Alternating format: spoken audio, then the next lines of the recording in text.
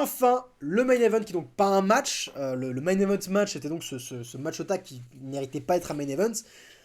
Mais en gage de main event, on a Roman Reigns qui va confronter pour la seconde fois son adversaire de WrestleMania, Cody Rhodes. Et comme d'habitude, hein, c'est l'attraction, l'entrée de Roman Reigns, les mimiques, le Acknowledge Me, reconnaissez-moi comme le chef tribal, c'est toujours l'attraction. Mais direct après avoir dit reconnaissez-moi, pouf, musique de Cody, putain de pop, et on a le putain de face-à-face pour la deuxième fois. Cody Rhodes, Roman Reigns, tout le star power sur le ring à ce moment-là. Et oui, c'est intense, ce match, qu'est-ce qu'on a hâte de le voir, qu'est-ce qu'on a hâte de le voir. Donc, parlons de leur promo. Promo classique au départ, c'est du trash talk, mais la delivery est toujours aussi bonne. C'est toujours une très très très très bonne promo. On sent que c'est pas scripté. En tout cas, c'est l'impression qu'ils se donnent, parce que vraiment, ils rajoutent énormément de réalisme à ce qu'ils disent. Ça déboîte tout le reste du roster en tant que promo. Ça ramène directement de nouveau le personnel, le père de Cody. Ça parle aussi de la AEW, avec Roman qui dit « T'as passé ton temps à fuir, pour construire une nouvelle promotion où t'as même pas réussi à être over là-bas, du coup tu as fui. » Voilà, beaucoup de phrases un peu qui ramènent beaucoup de punch, de hits, c'était très très chouette.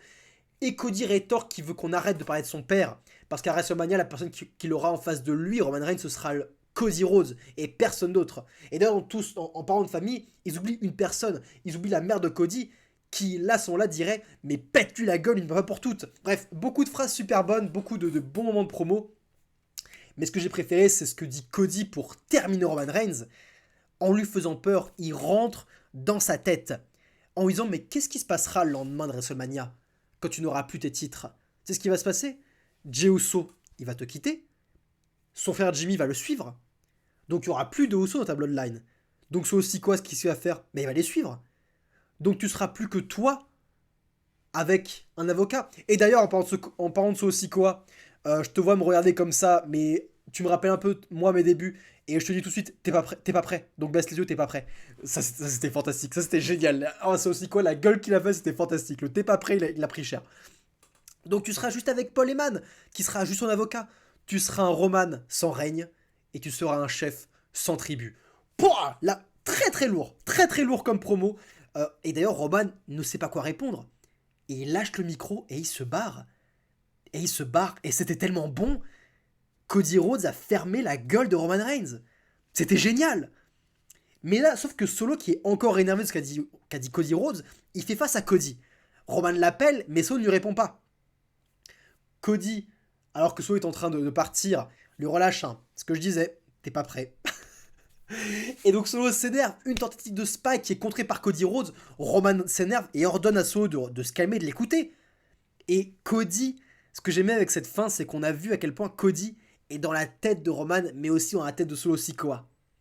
C'est une excellente promo, c'est un échiquier, c'est des pions d'échecs qu'on avance, etc., etc. Et ce rôle-là a montré les babyface en position de force ultime.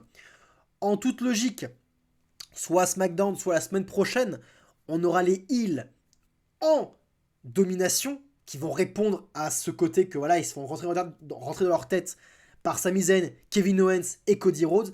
Ils vont répondre à ça. Ils vont être en domination. Et on va du coup avoir les babyface en position d'underdog face aux champions pour WrestleMania.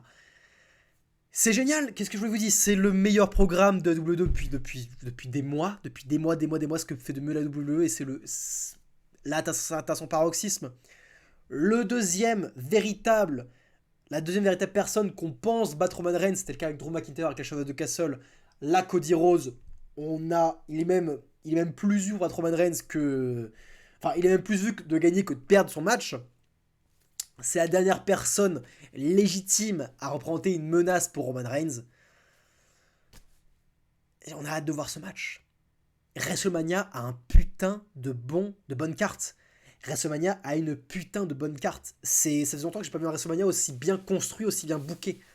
Ça va être fou WrestleMania, ça va être génial. Ça va être vraiment vraiment génial. Et j'ai envie de voir tous les matchs. Alors peut-être pas tous, j'ai pas envie de voir le match par équipe féminin, qui m'attire pas trop. Mais pour le reste, j'ai envie de tout voir. Ça va être bien WrestleMania. Bref, c'était Kozak, on se retrouve pour parler de AEW. Prenez soin de vous, très chers fans de catch.